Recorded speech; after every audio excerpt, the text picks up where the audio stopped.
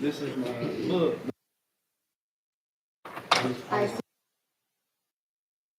We ready?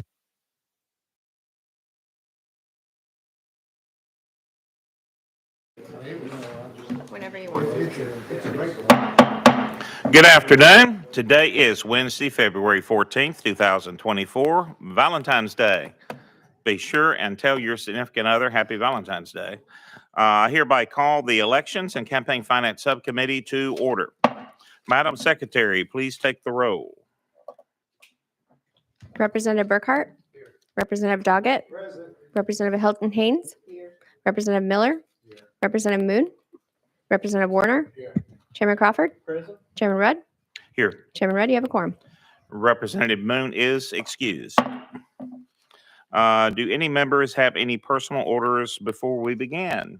Chairman Crawford. Thank you, Mr. Chairman. I just noticed in our midst today, we have a very good friend of mine and a great addition to the state and what he does. We have Dr. Lippard with us today, so good to see you.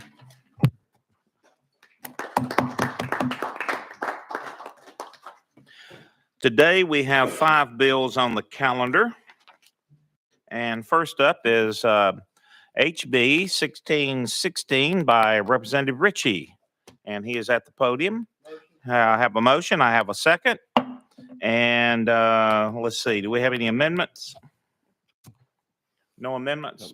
And tell us about your bill. Thank you, Chairman and Committee. This bill is what I've coined as the party affiliation bill. So came in last year and ran a bill that was along the same line. And one of the conversations that we had, Representative Miller shared a concern is for folks having to actually be registered as one particular party. What this ends up doing is just setting the process in place. We've got voters across the state of Tennessee. All voters currently are unaffiliated. What this will end up doing is put it in place to where if somebody wants to be identified as a Republican or registered as a Republican, they can go in and to the election office and have that changed. If they want to be registered as a Democrat, they can go in and have their party affiliation changed to being a Democrat. If they do nothing, they remain unaffiliated. So all it is just having a process in place to where our voters across the state can be affiliated with a particular party. And that's the crux of the bill. It does not do anything in regards to the election or closing primaries or any of that stuff that some folks have shared out on the media. This is just truly a party affiliation. If you want to be registered as a Republican, you can. If you want to be registered as a Democrat, you can. How that would take place, you go to your election office and let them know that you want to have a party affiliation, whatever direction. You can change that as well as long as we're not within inside of 30 days of an election. But that is the bill, Chairman. We have a request to ask questions. Do you want to, Representative Warner, do you want to ask now or wait? We have 2 speakers that want to speak on the bill as well. Did you want to ask your question now or after? I'll leave that to the college chair. Well, it's up to you, but we can. I can ask now. Okay, go ahead. Thank you, Representative Ritchie, for bringing this bill. And I'm going to give you an example, and I think I know the answer, but just for our viewers that might be online and at home. Excuse me. Let's say we have a local road superintendent race going on back in Marshall County. You have 2 or 3 individuals running. How will this bill affect that race? So when it comes to the actual elections, if there is a primary taking place, say a Republican primary or Democrat primary, the voters would end up going into the voter precinct. If they're registered as a Republican, if this should end up passing, then they would only receive the Republican ballot. If they're registered as a Democrat, they'll only receive the Democrat ballot. Anybody that does not go in and change, everybody's going to be unaffiliated. You will have to go to the election office to change. They would go through the same process that we currently see right now on these primaries that are taking place, to where they would go in and say, I want Republican ballot or I want a Democrat ballot. If it's in a partisan race, that's going to end up coming down more of like a general election, to where they're going to go in and they're going to be able to see those names on the ballot as well. Quick follow-up, and I think you kind of hit on it and maybe answered it there at the end. So in my county, we do not have partisan races. So in that case, when that person was on the ballot, would it be an R or D beside the name, or how would it affect the ballot? Now, my understanding, as far as on nonpartisan races, there's no R or D next to their name. So regardless of how they're registered to vote as a Republican or Democrat, they would still be on the ballot because it's a nonpartisan race. Thank you, sir. Chairman Crawford. Yes, thank you. I will ask the sponsor this first, and if he can't answer it, I'd like to go out of session and hear from legal. But you said that this would allow them to be able to do this. When I read this, it says prescribes a process by which a person must. So that sounds to me, the must sounds like it's mandatory that they have to do one or the other instead of permissive. I just want to be clear on what I'm voting on. Oh, go ahead. Yes, Chairman. So on the must, this is the process for new voters coming in. So they must choose whether they want to be Republican, Democrat, or if they want to be unaffiliated. So they get the choice. If we've got a new voter coming in, that's where that must is coming in. Anybody who is currently registered to vote are not required to go in and change their party affiliation from being unaffiliated. Everybody in this room that's registered to vote in the state of Tennessee right now, it will be identified as an unaffiliated. You would actually have to go to the election office and change to Republican or Democrat. The must comes into play to where if a new voter's coming in the bill, it says they shall pick either Republican, Democrat, or choose unaffiliated. So that's where that must comes in. So it's just them saying, I want to be unaffiliated or I want to be Republican or Democrat. But there's no requirement to pick one of the two particular parties. They have three options there. Follow up.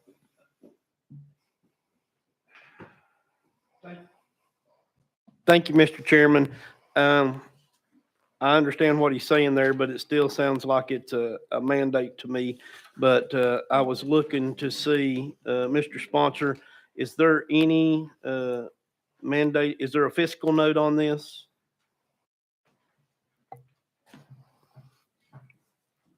Yes, there's a fiscal note. Okay, all right. Thank you, Sponsor, for answering my questions. Thank you, Mr. Chairman. Now, with no objections, we'll go out of session to hear from two that have asked to speak. We are out of session. If Shannon Rasmussen and Debbie Gold should come forward to the table and tell us your names and introduce yourself. You each will have 3 minutes, and then we'll open it up for questions.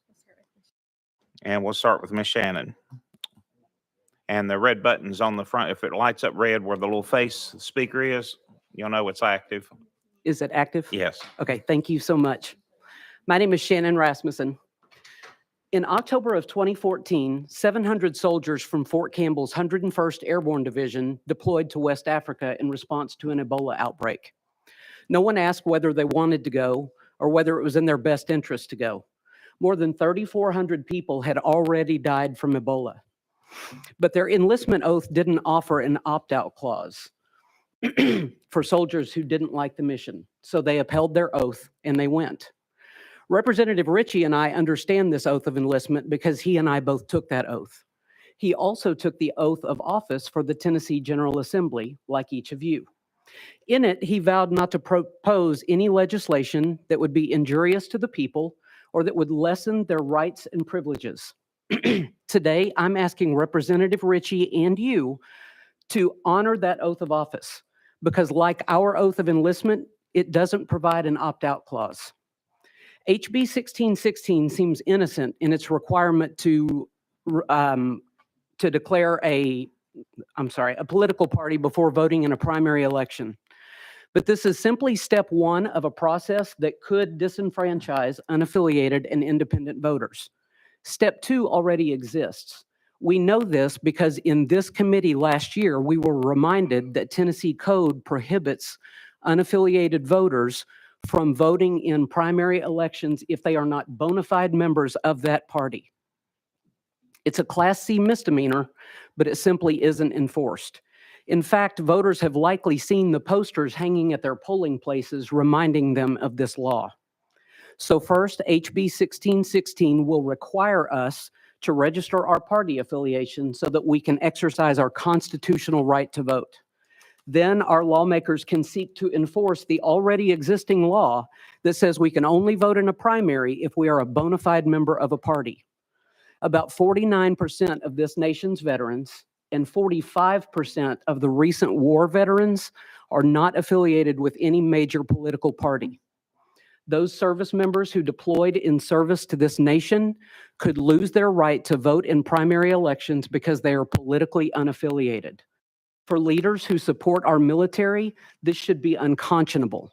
They protected us, and we must protect them.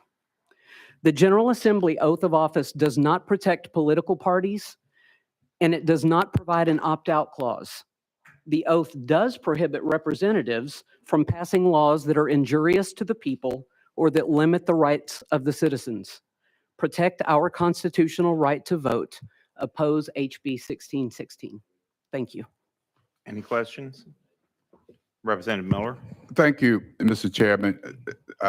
Not a question as much as a statement. When you started your comments, you used the word independence, and for some reason, immediately, I thought how sweet that sound, American independence.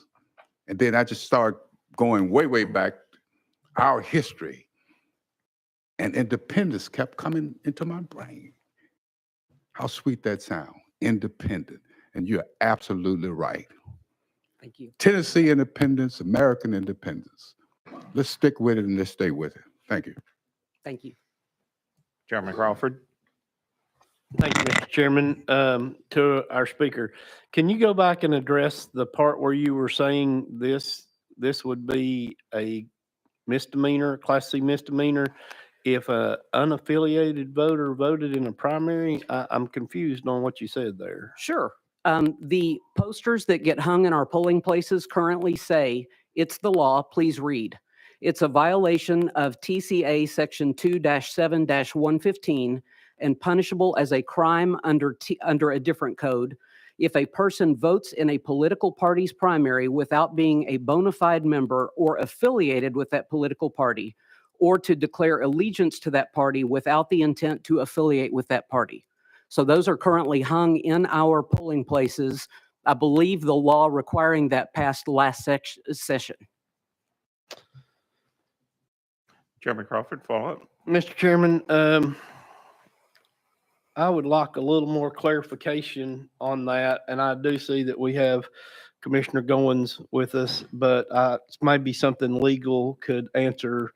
I'm really concerned. Can you please let us know if that's the fact, or I don't think that's the intent of this bill. But I want to be clear. I don't want to vote on something that's going to take people's voting rights away. You know what I'm saying?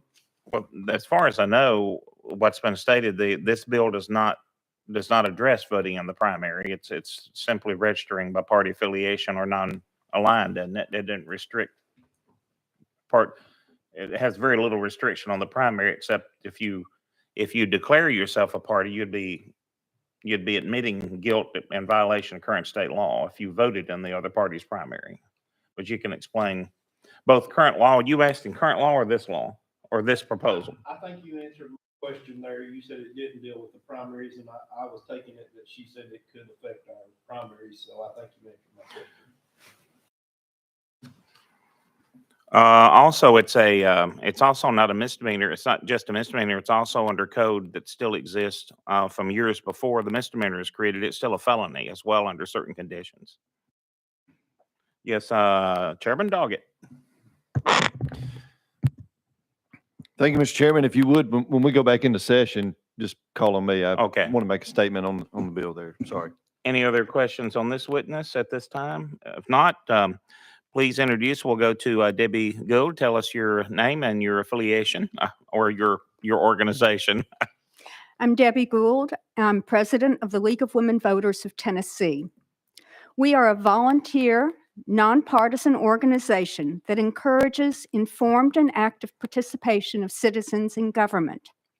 I'm speaking today in opposition to House Bill 1616 that would transform Tennessee into a system with closed primaries. We believe that election laws need to be voter-centric, making it easier for voters to select representatives of their choice.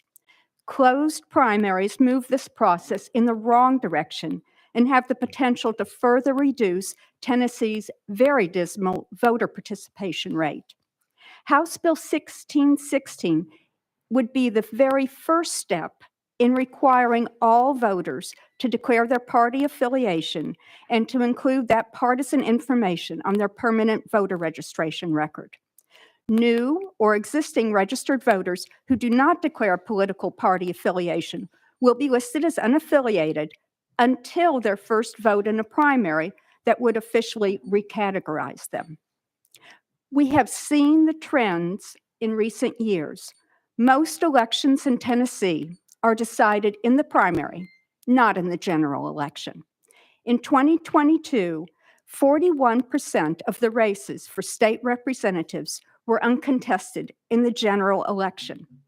And we know from experience that uncontested races result in much lower voter turnout numbers. A 2023 Gallup poll found that 38% of Americans surveyed self-identified as independent and not affiliated with either major party. These numbers include a generational shift with millennials and Gen Z avoiding party labels.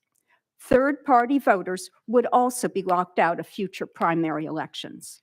In short, closed primaries in Tennessee will lock out many Tennesseans from making important decisions about who will be their elected representatives. Let's not limit the ability of Tennessee citizens to select the representatives of their choice when they go to the polls. I urge you to vote against House Bill 1616. Thank you. Have any questions? Chairman Doggett. Thank you, Mr. Chairman, and thank you for being here and your comments.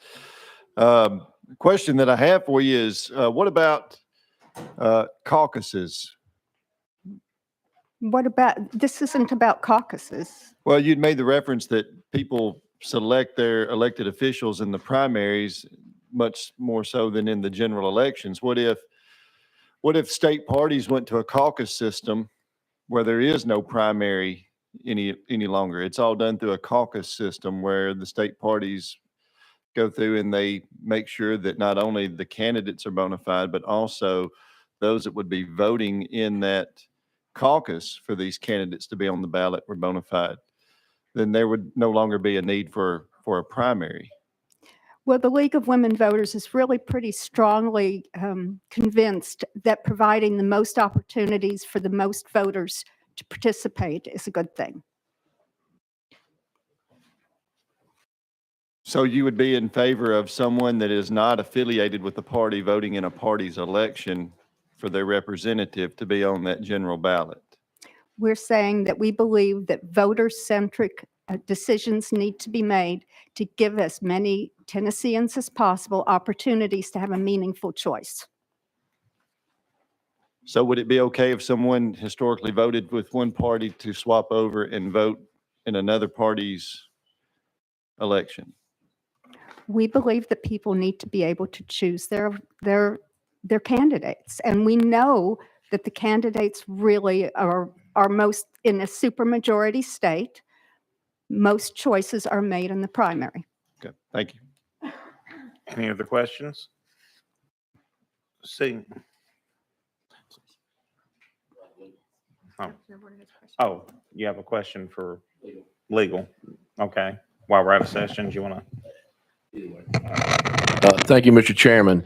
Legal, could you address does this bill in any form or fashion have anything to do with closing the primaries? Thank you, Matt Money from Legal. No, effectively, I don't think that it does create a closed primary. I actually don't think that it changes the status quo of how we conduct primaries now. I think that it's just setting up a mechanism by which either at your initial registration with the County Election Commission or at the first time you decide to go vote in a primary election, you get to choose whether or not you want to affiliate with a statewide party, a minor recognized party, and if you choose to be unaffiliated or don't want to make any choice at all, you're designated as unaffiliated.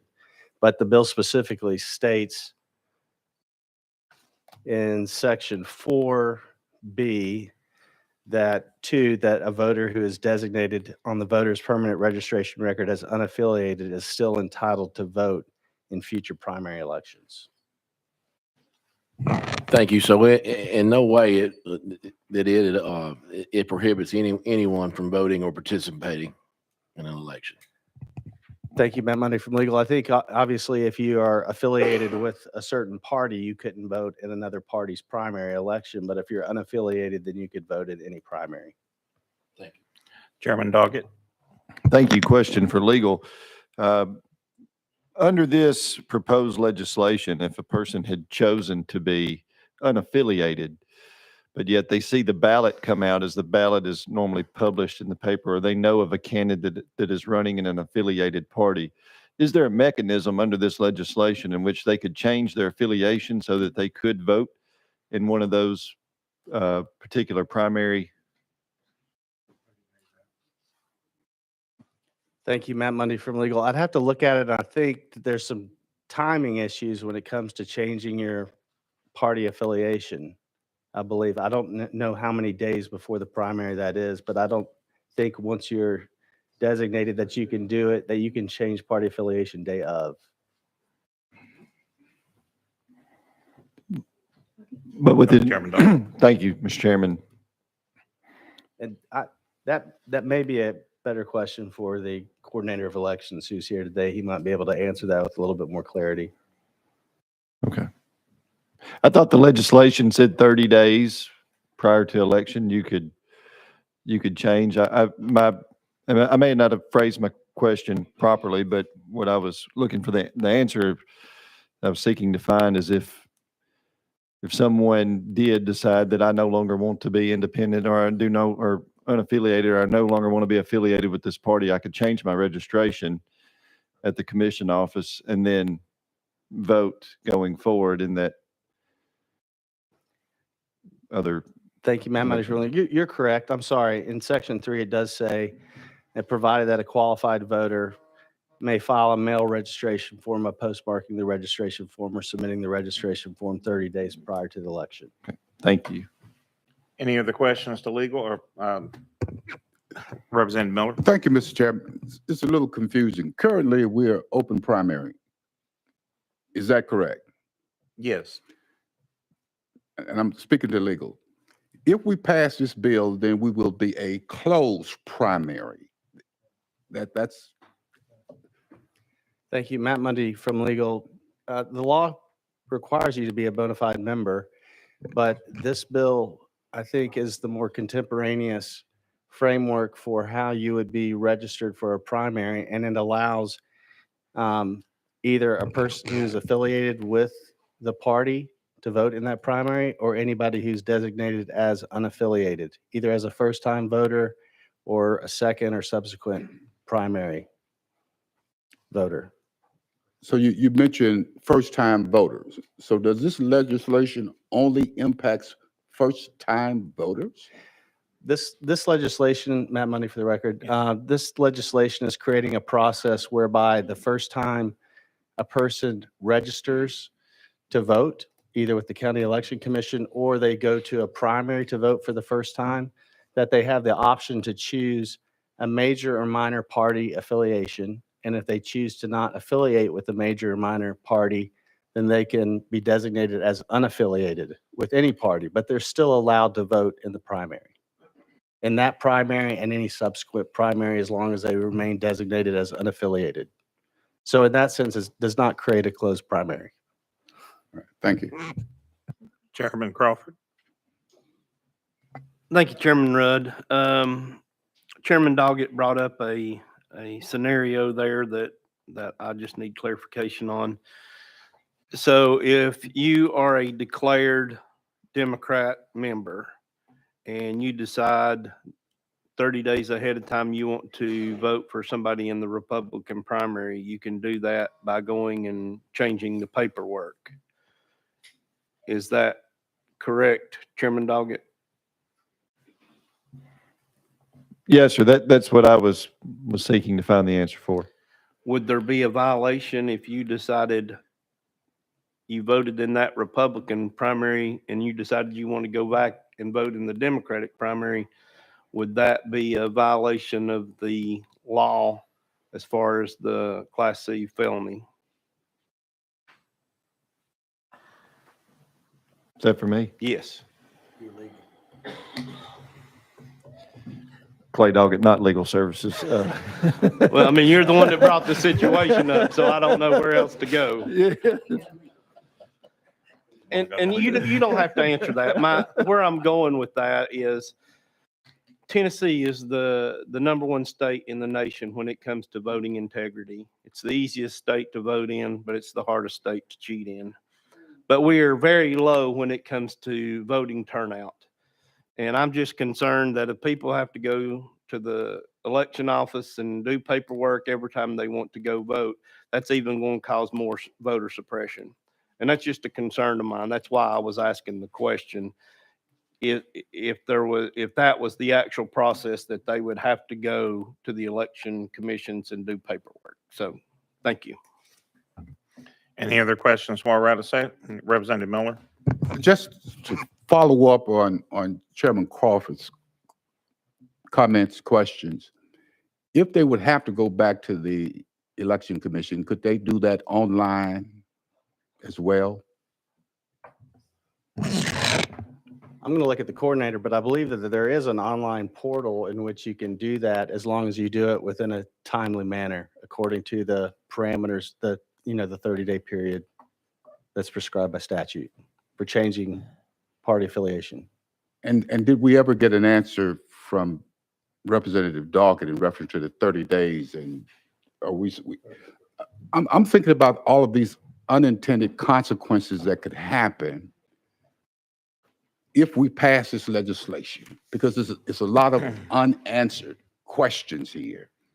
And going back to the presenters here, League of Women Voters, an advocate, nonpartisan organization, has been around forever and doing a great job or getting people to come out and vote.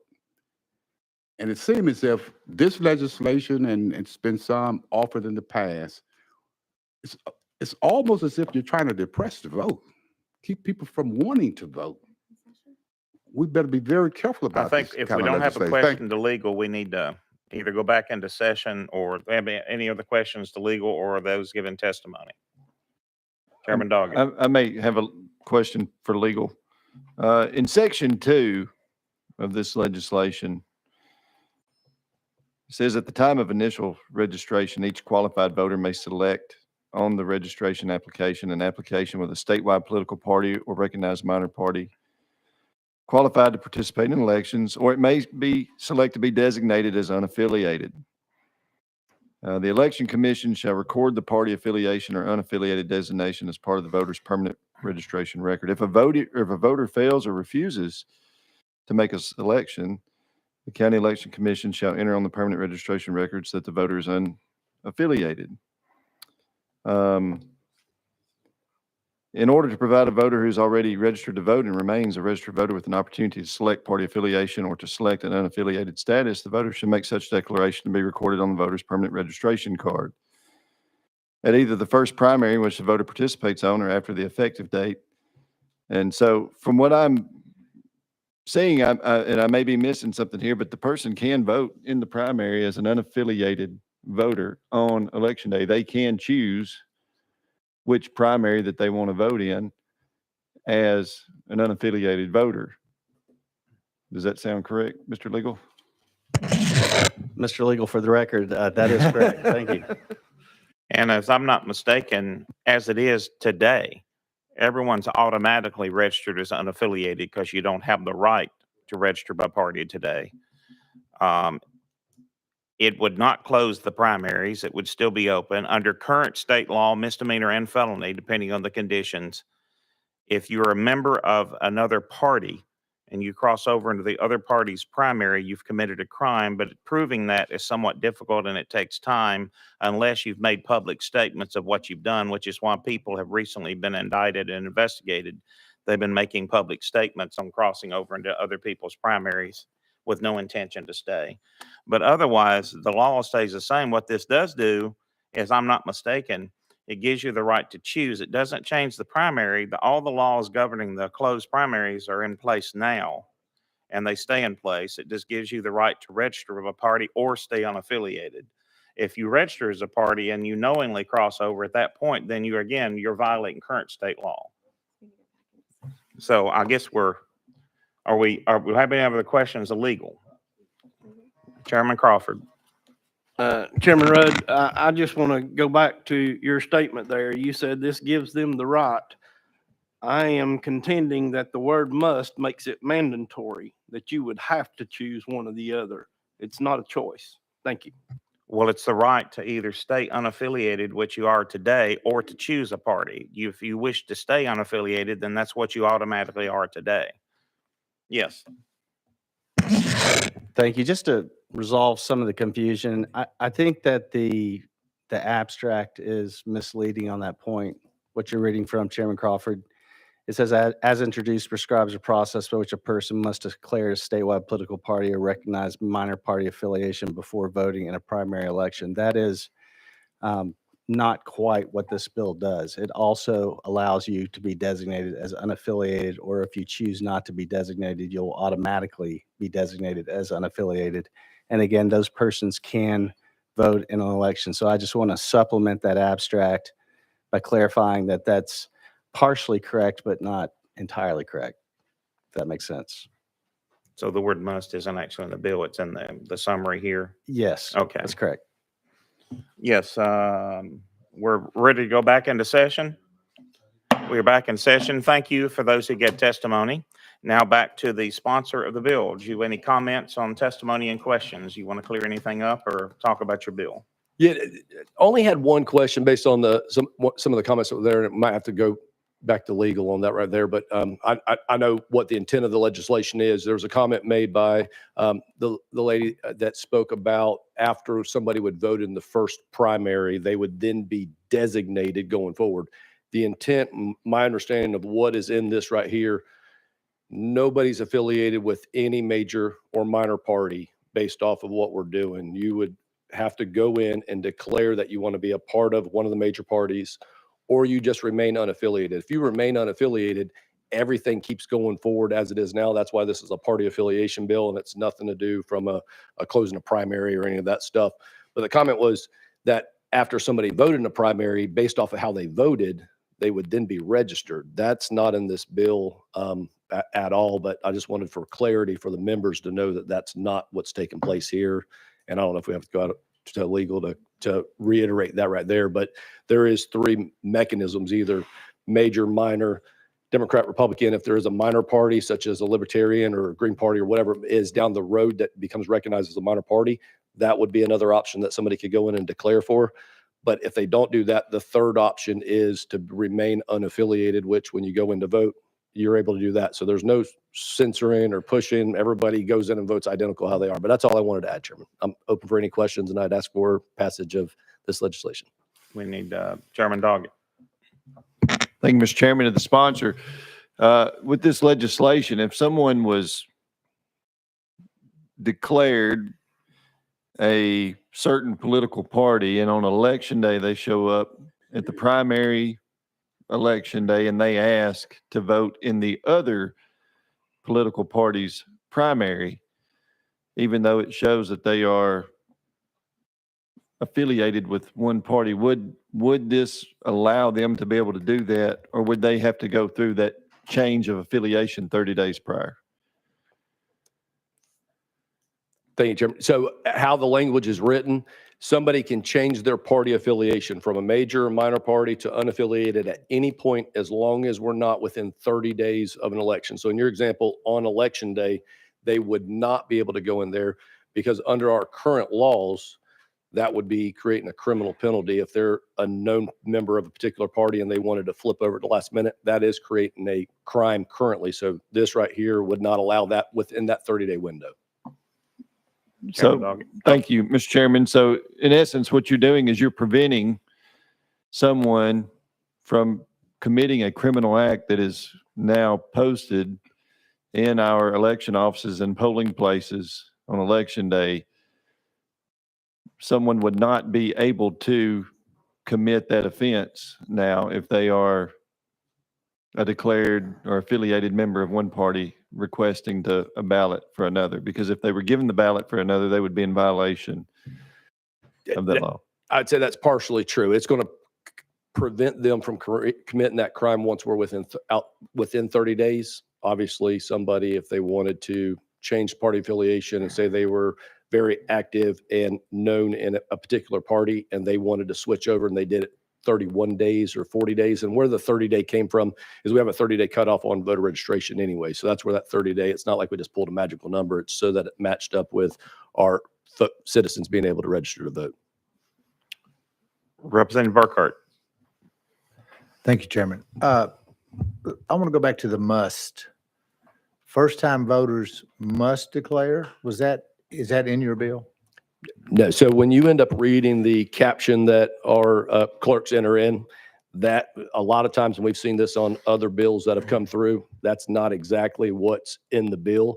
They do a great job of summarizing a lot of stuff, but when you actually read into the bill, anybody that comes in, first-time voter, whether they're going into the election office, they are required or a must for registering as a major, minor, or unaffiliated. So they're not required to register as one of the major parties at all. They can just simply not answer it, and then they would be listed as unaffiliated, or they can mark unaffiliated as well. Oh, So, Representative, go ahead. Oh, thank you. Thank you. So am I hearing you that nothing's really changing here outside of unless you want it to change?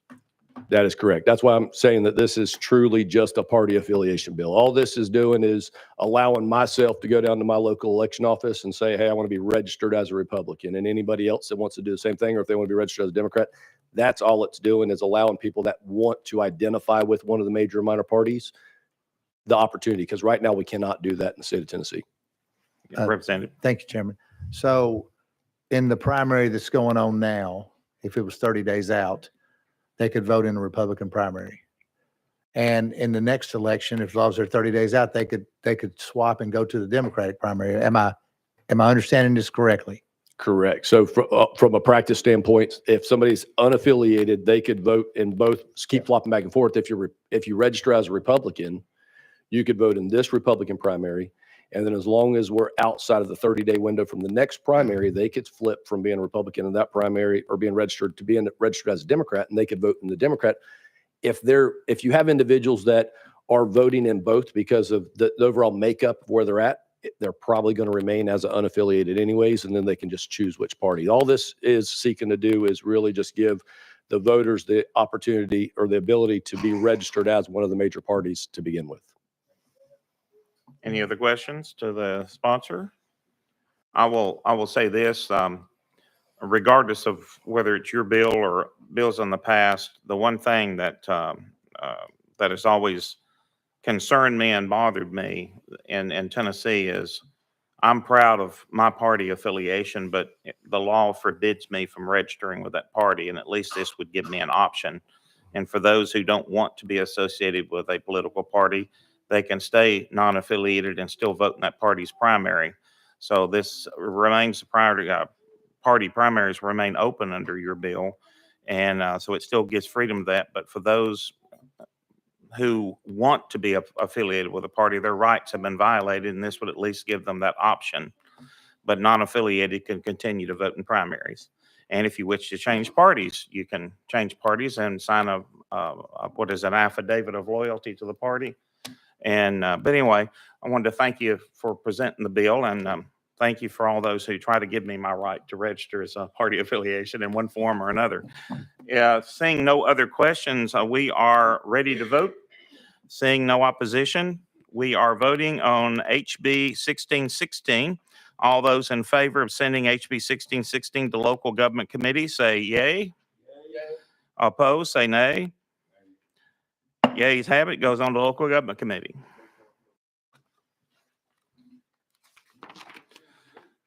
Get through all this text to the next bill.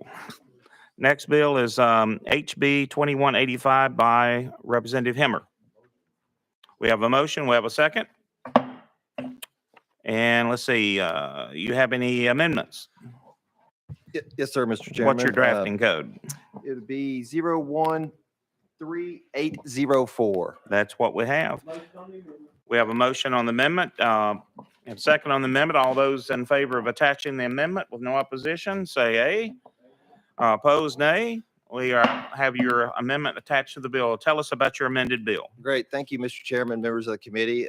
Proud that this has nothing to do with party affiliation. And just want to actually talk a little bit about this bill today. I am going to be requesting to roll it a week. I had someone come to me late yesterday and request a minor amendment as we're trying to have similar artificial intelligence definitions across state statutes. So I agreed to do that. But because this is a complicated and emerging subject of new technology, wanted to just give you an overview to hopefully get some committee feedback so I can take back in hopes of getting a corrected bill to be in posture to speak with you next week. But overall, this legislation seeks aims to ensure ethical use of artificial intelligence technology in political campaigns, providing more transparency for voters.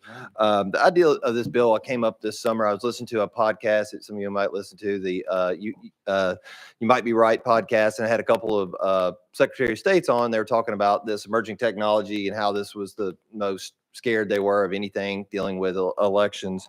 So started learning a little bit more about this and the dangers of this emerging technology, and also attended an NCSL leadership training academy this summer and met with a state senator in Washington who was involved in passing of this bill as the first state to do this past year. Learned a lot from them. It sounded really interesting. And also this issue gained notoriety this summer when a couple of political campaigns, notably Ron DeSantis, was using this technology to, for example, he created a false image of President Trump and Anthony Fauci together. He took a Trump tweet and he read it using artificial intelligence, but read it like it was the President Trump reading it. So it created a lot of discussion around ethics using this technology and not having disclaimers associated with such. And so began working on this bill this summer, had conversations with Secretary of State, election office, DAs, the Bureau of Election Campaign Finance, industry experts in this. Just so this, because this technology is rapidly improving and just it's going so fast. So wanted to start looking at this, and currently 5 states have this or similar legislation in the books, and there's 25 states going over this right now. Even last week, the FCC prohibited the use of artificial intelligence for robocalls. The FEC is looking at this, but that won't affect state level regulation. So hence wanted to bring this. The amendment I put on also was some clarifying language requested by media companies to ensure that it was clear that they didn't have liability, and it's the candidate's responsibility to put these disclaimers. So this legislation would simply require disclaimers or of deceptive or synthetically created material during the 90-day period before the election. And happy to answer any questions. And lastly, I also asked my assistant to email you if you have your laptops in front of you, just show you example of this technology. There's basically an AI generator you can use where you can do Trump, Biden, others, where you could put your message in there and it reads it in a video, and you can have it say whatever you want, just to show an example of how this technology is so new, so rapid. And just wanted to go ahead and put some disclaimers, just like you do in your normal political disclaimers on your ads on this, so we can have a discussion. Thank you. Well, I think since you've requested to roll it, we'll probably, and you said you're also going to want to maybe amend it again. Yes, sir. We may want to wait for discussion after you've amended it, since Okay. you've already requested a roll. I assume that's an official request to roll it. If the chairman would. Have any objection to rolling the bill 1 week? No objections? Rolled 1 week. Thank you.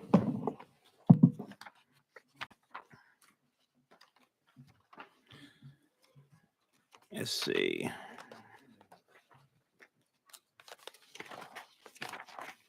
Next up is HB number 3 on the agenda is HB 2080 by Vice Chairman Wright. And let's see. We have a motion. We have a second. You have an amendment? Yes, Mr. Chairman, there is an amendment 13665. That's what I have. We have a motion, a second on the amendment. Any objection to attaching the amendment? Seeing none, all those in favor of attaching the amendment 13665 to the bill, say aye. Opposed, nay. It's attached to the bill. Tell us about your amended bill. Thank you, Mr. Chairman of the committee. This is House Bill 2080 as amended.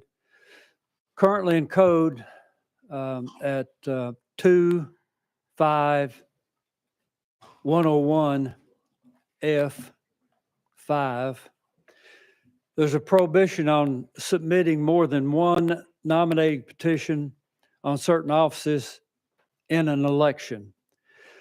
This bill will remove the listing of offices to which the prohibition applies and go with a prohibition of just submitting no more than one petition in any election or primary. The bill is a couple of years in the making. It's a result of a specific occurrence where one person petitioned to be elected mayor and alderman, where the elected person, if they were mayor and alderman, have 2 votes on that particular board. Furthermore, the candidate openly committed that if elected mayor and alderman, they would vote 2 votes on the 5-member body. With that brief explanation of the bill, I stand for questions. We do have a request for a speaker, one speaker on the bill. Do you anybody want to ask questions this time or wait and hear, go out of session for the speaker? Okay. Seeing none right now, we'll save questions for when we come back. We'll go out of session for a speaker giving testimony. Pamela Moses would come forward. She is asked to speak. You have 3 minutes. Make sure your red button is on in front of you. And tell us your name and if you represent any organization or why you're here.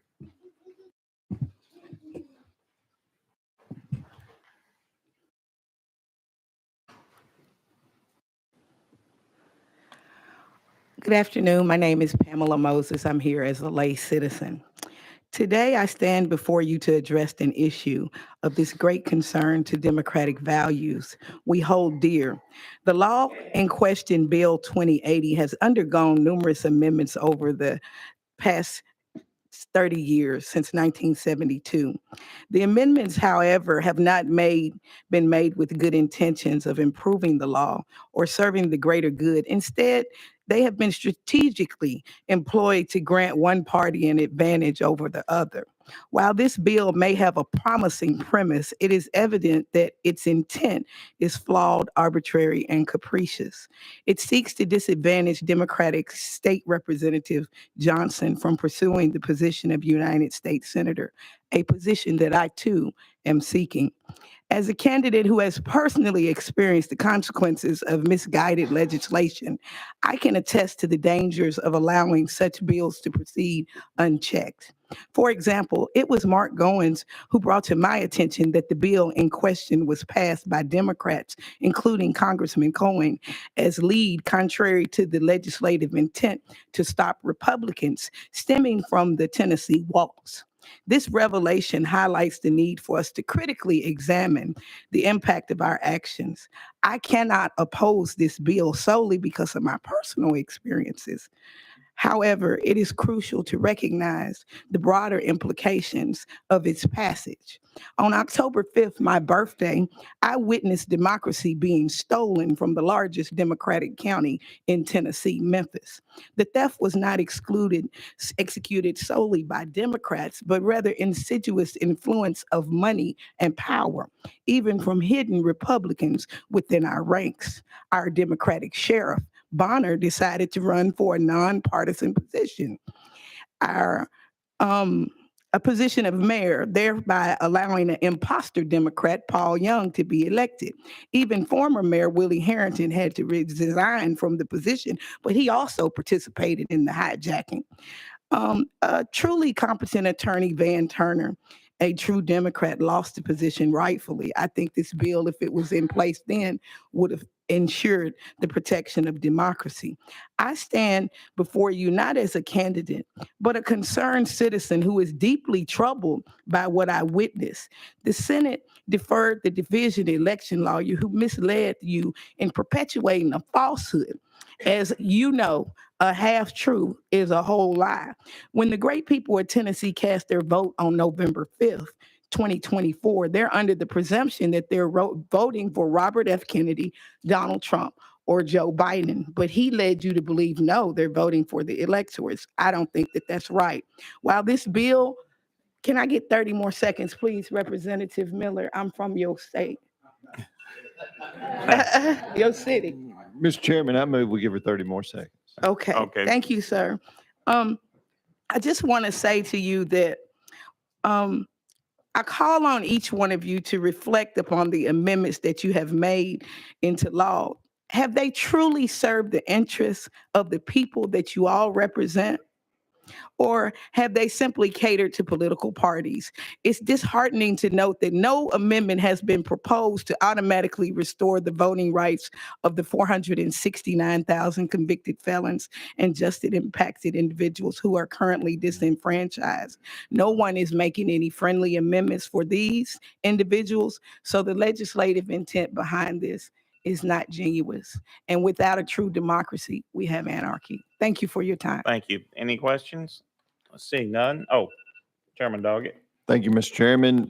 Thank you for being here. You said in your statements that there was an event or an occurrence that happened in Memphis. How does this potential legislation have an impact on what occurred in Memphis in October? Well, Sheriff Bonner is an elected position and he's a Democrat.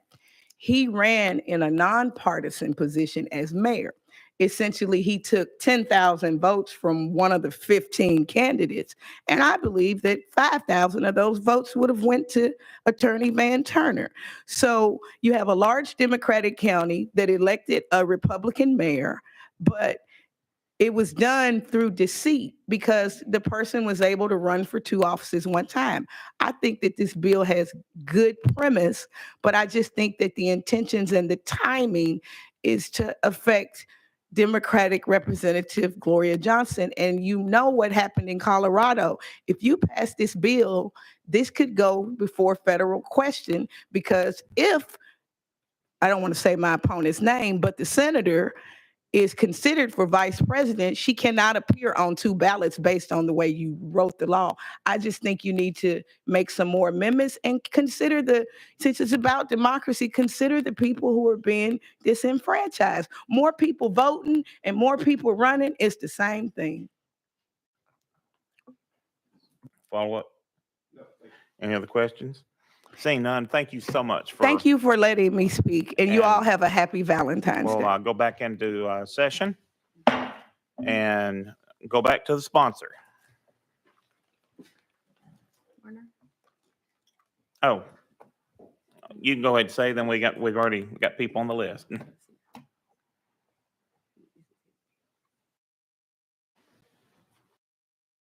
Oh, Mr. Warner, ball's in your court. Thank you, Mr. Chairman, and thank you, Representative, for bringing the bill.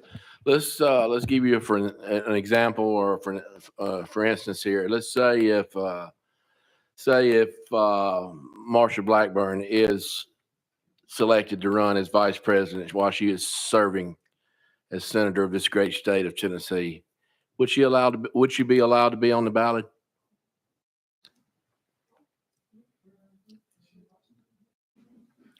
Go ahead. Oh, okay. Thank you, Mr. Chairman. I'm not saying that that's a hypothetical question.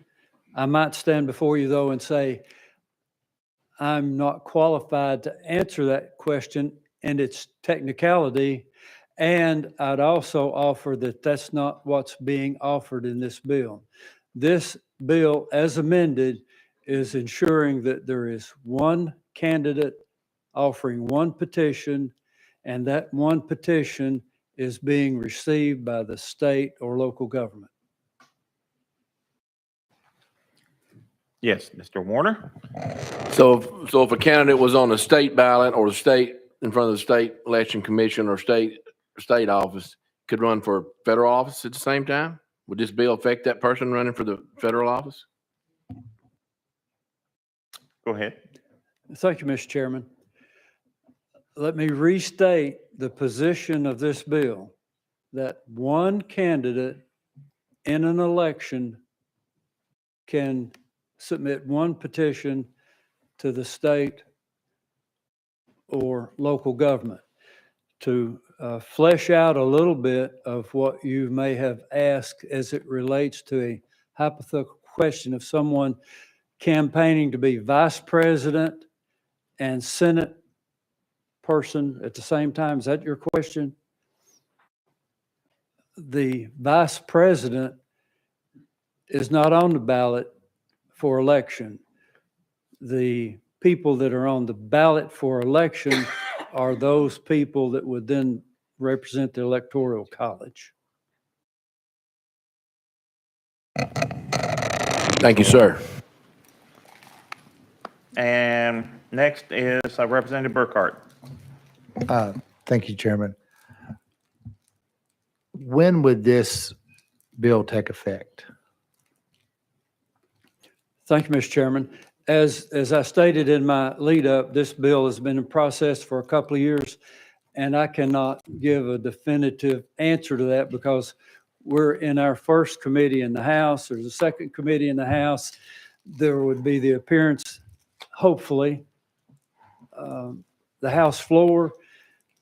Then there might have to be some agreement between the House and Senate, and then the governor would have to sign it. So how long might that take? It could take several weeks, if not months, of this current session. And when it would then be in law, that would be based on the rules that cover when things are signed, when are they in law? I believe, I'm not sure. I could have misunderstood this question, and I think that maybe he's referencing if it is passed by the House and Senate, when it would become law, it'd be upon the governor's signature, I believe. It's no set date, is it? And thank you, Mr. Yes. Chairman. That's what I was alluding to. Okay. Whenever this is normal process, and when normal process is complete, it would then be law. Follow up. Sorry. Thank you, Mr. Chairman. But because paperwork has already been issued for those elections, I don't think if it was signed and we'll just say July 1st, I'm not sure that this election now would be affected because the paperwork's already out. People got signatures. I'm not sure you could go backwards in that. That's where I'm kind of trying to head. Next up is Chairman Doggett. Mr. Chairman. Oh, yes. And I am in perfect agreement with that. This bill is not about any particular individual or person. This is about the process of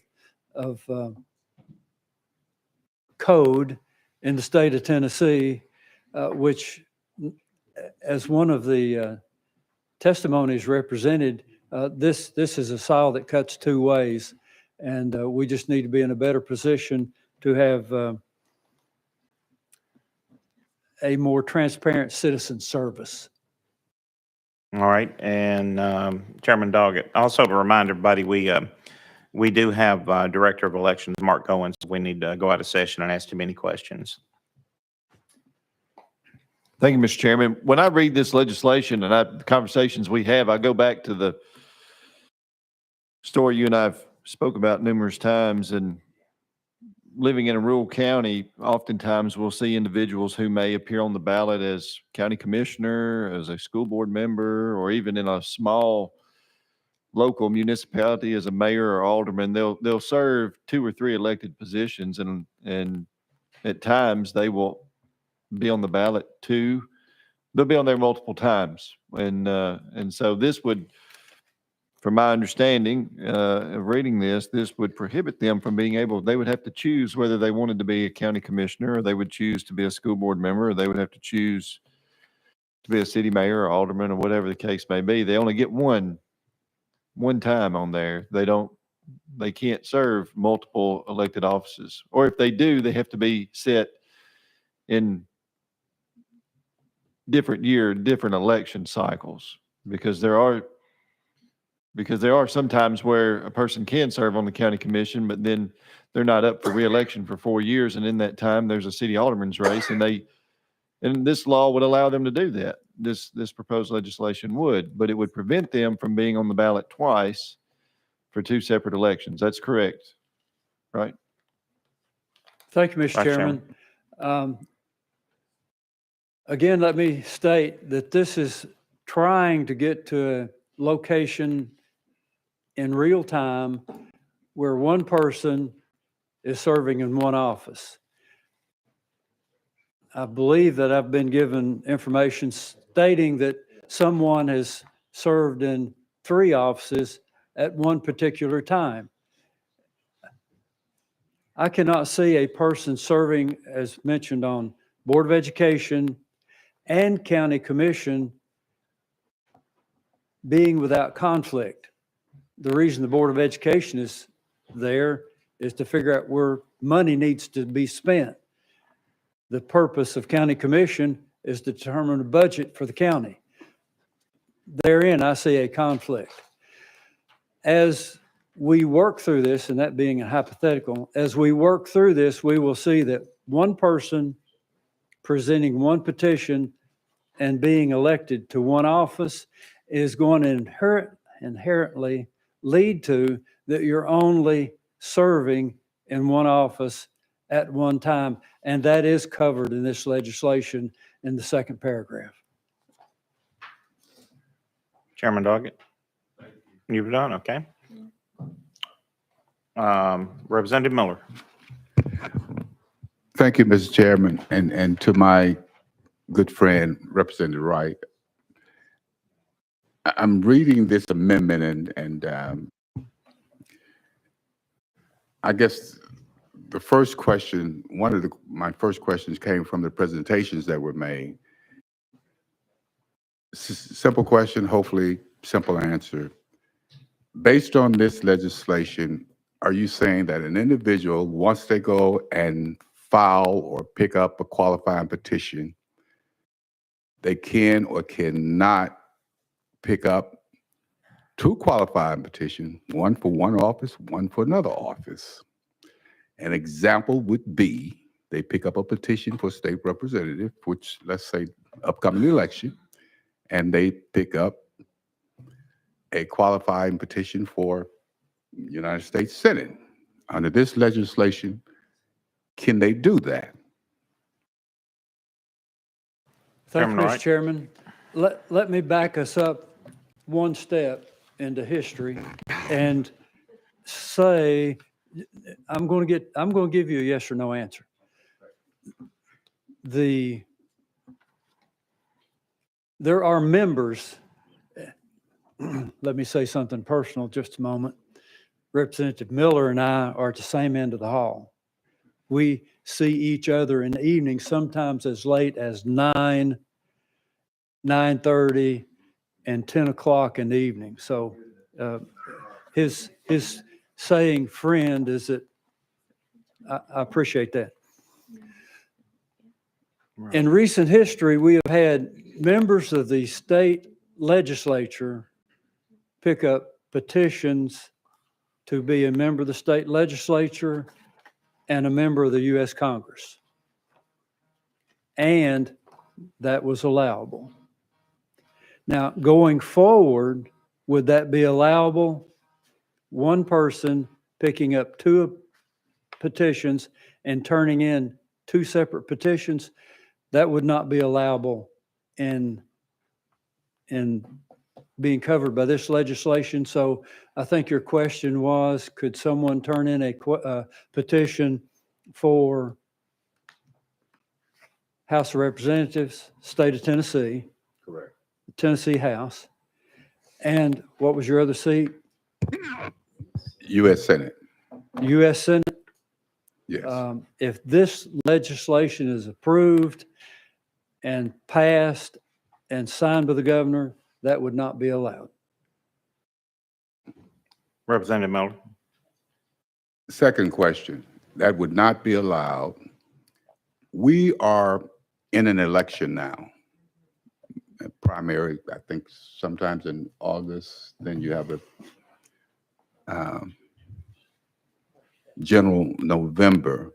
Would this be a retro or would it be going forward? Thank you, Mr. Chairman. as I envision this legislation, it's based on issues that occurred in the city of Farragut.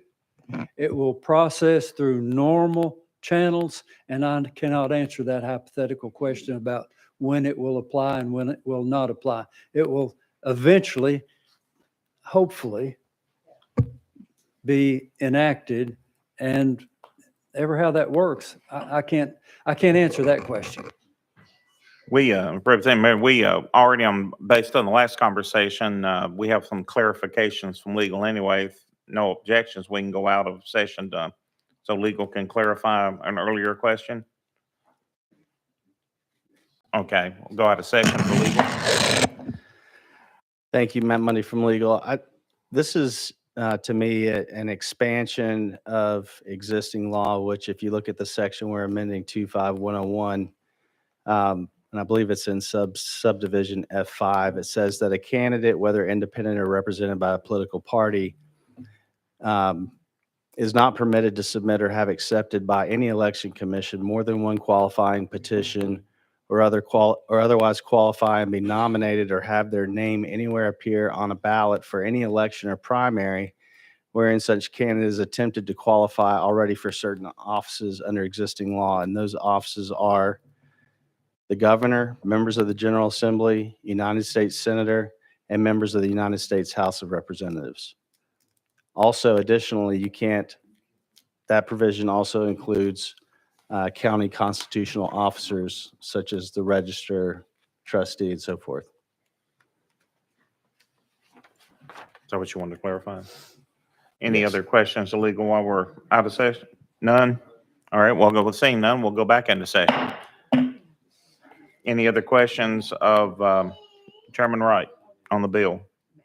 It seems like it's been a common thing today that based on summaries and bills before amendments, we're having some misunderstanding of what the bills are actually doing versus current law. So that can be somewhat confusing between a summary that's misleading and thinking what current law already does. So is there any other questions? Or is there another Representative Burkhart? Yes, I was going to ask the sponsor if he would roll this a week and let us get a little more clarification on a couple of things. Would that be okay? Be up to the chair. I mean, up to the sponsor. Thank you, Mr. Chairman. I am in a quandary as to whether this is the thing that we need to do. If there are issues that I cannot solve in the next week with the members of this committee, not speaking of local government full, let me give you the 100% commitment that I'll solve your issues and amend the bill if it needs to be amended. But please allow me to move on to full local government. And if something comes up I'll even make one additional. If I'll ask the chairman of full local, if there's something that comes up, this needs to come back to this committee, I will be the first to petition that it be returned to the election subcommittee for further discussion. But since this is a 40-step process of getting to the finish line, if you would allow me today to please proceed to full local, if that's where it's headed. Let me not speculate on where this bill is headed. Would that be agreeable with the member? Any other comment, suggestion with these statements? Seeing none, I guess we are voting. We are back on the bill as amended after questions. And let's see, we are voting on the amended HB 2080. All those in favor say aye. Aye. Opposed, nay. Ayes goes. It goes on to full local with your guarantees on the bill. Thank you, Mr. Chairman of the committee. And next, I will pass the book on to Chairman Crawford. Okay.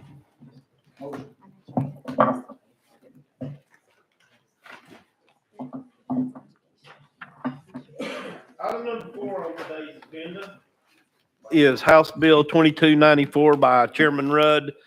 Do I have a motion? Proper motion in second. Chairman Rudd, you're recognized on House Bill 2294. Thank you. This is a simple bill. It's brought to me by Senator Briggs, and I had a similar bill I was going to run and dropped it for his because his opens up more code. But basically, it changes the absentee ballot request filing deadline to 10 days from 14 days before the election instead of no later than 7 days before the election. It does not change the existing law regarding qualified medical exemptions. That's already in law. State elections have deferred, stated they can implement. In order not to interfere with this year's elections, it does not go into effect until after the November 24th November election. And that was, Mr. Chairman, that's the bill. You've heard the explanation of the sponsor. Any questions to the sponsor at this time? We do have speakers. Chairman Doggett, you're recognized for a question now. Thank you, Mr. Chairman. And if you've got speakers, I'll hold my question until after they're finished. Thank you, sir. Any objection for going out of session? Seeing none, we're out of session. With the speakers would please come to the table. Please give us your name. Make sure your red light is on, and you will have 3 minutes. Good afternoon, and thank you. My name is Steve Nadelson, and I am a resident of Williamson County. I'm representing myself today, but I do have over a decade of experience working in elections, specifically in the nonpartisan and nonprofit civic and voter engagement field in Tennessee and across the country. I'm concerned to see House Bill 2294, a bill introduced only to reduce the amount of time that voters have leading up to Election Day to request an absentee ballot and exercise their right to vote. This will primarily affect our elderly, aging, and disabled communities who are the most frequent requesters of absentee ballots. Although I am concerned, I am neutral in my testimony today for 2 reasons. The first being that based on current statutes, I understand that we are almost entirely dependent on our mail system for facilitating our absentee voting process. And with possible mail delays, the current deadline for receiving absentee ballot requests does not allow for county election commissions to confidently administer the current absentee voting process as we get closer to Election Day and the deadline for absentee ballots to be received. Second, I do believe this bill can be used to expand access to our democratic process instead of making it harder for Tennessee voters to participate in elections. Only reducing the amount of time that voters have to request an absentee ballot is not the best solution to the problem at hand. So there are a couple of solutions that should be considered instead of, or at least alongside, what is proposed in House Bill 2294. The first is that Tennessee is currently one of only 2 states that does not permit a voter to hand deliver their absentee ballot to their county election commission.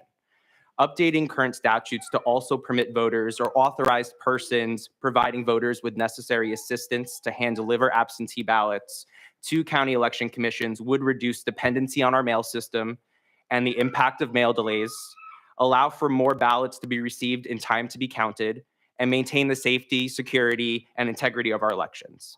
And second, current Tennessee statutes already carve out emergency reasons for which a voter may appear at their county election commission to vote absentee after the end of early voting and before Election Day. Updating these statutes to include all of the reasons for which a voter may need to request an absentee ballot and not just emergency reasons would further achieve the same positive outcomes while reducing the possibility of voter disenfranchisement. Neither of these solutions would require any significant change in current practice, which would minimize any impacts on the current administration of elections. So concluding, I hope that you will consider using this bill or another bill to implement these solutions instead of or alongside what is currently proposed so that we can better address the issues of our absentee voting system. Thank you for your time. Thank you. Any questions for Mr. Adelson? Thank you, Mr. Adelson, for being with us today. Next speaker we have on the list is Jim Garrett. Jim, please give us your name, make sure your red light is on, and you'll have 3 minutes. Thank you, sir. And thank you, committee, for allowing me the opportunity. My name is James Garrett. I'm a citizen of Nashville, Davidson County. I was approached by several AOEs, Administrator of Elections in counties, excuse me, talking about the absentee ballot thing. And I authored a bill, a much simpler bill than what Senator Briggs has brought. I compliment him on the thoroughness of his bill because he's covered all the aspects that I missed. But there is a concern amongst the AOEs that they are getting too many absentee ballots mailed to them after election day. I heard Senator Briggs mention that 80%, and I've been able to verify that number in my county, but about 80% of the absentee ballots they receive late don't get counted because they come in the day after or later from election day. The reason that I was promoting going to 14 days, it was, I took the U.S. Postal Service at their word, and there is a memo that they sent to all citizens, and I'm going to read you just a couple parts of it. If you vote by mail, we're committed to providing you a secure service. Use this checklist to prepare. One of the items, request your mail-in ballot, often called absentee ballot, at least 15 days before Election Day. Another point here, we recommend you mail your ballot at least 7 days before Election Day. They have to mail currently in current law, they have to mail that request at least 7 days. The post office takes 2 days to get it to the election commission. The election commission in the county takes 1 day. They mail it back. That takes 2 days. All of a sudden, we're out of 7 days. If the voter does anything at all, he's disenfranchised because that ballot comes in much later than 5 o'clock or 7 o'clock on election day. So I totally support this bill. I think 10 days is quite sufficient. I've talked to the AOEs about that. Instead of 14 days, 10 days as the bill reads is quite sufficient, and I do support it. Thank you very much.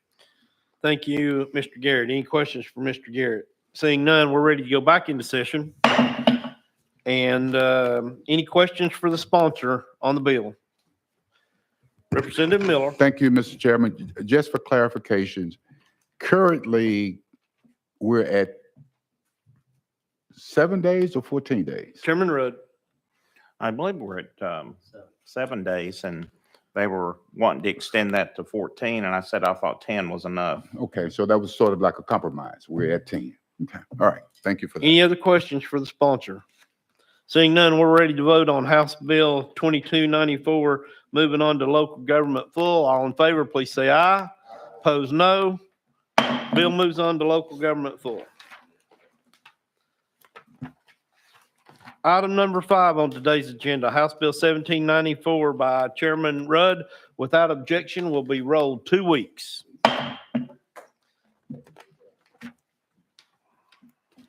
That completes today's agenda. Does any of the members have any announcements or personal orders? Seeing none, I'll entertain a motion to adjourn. So moved. We are adjourned.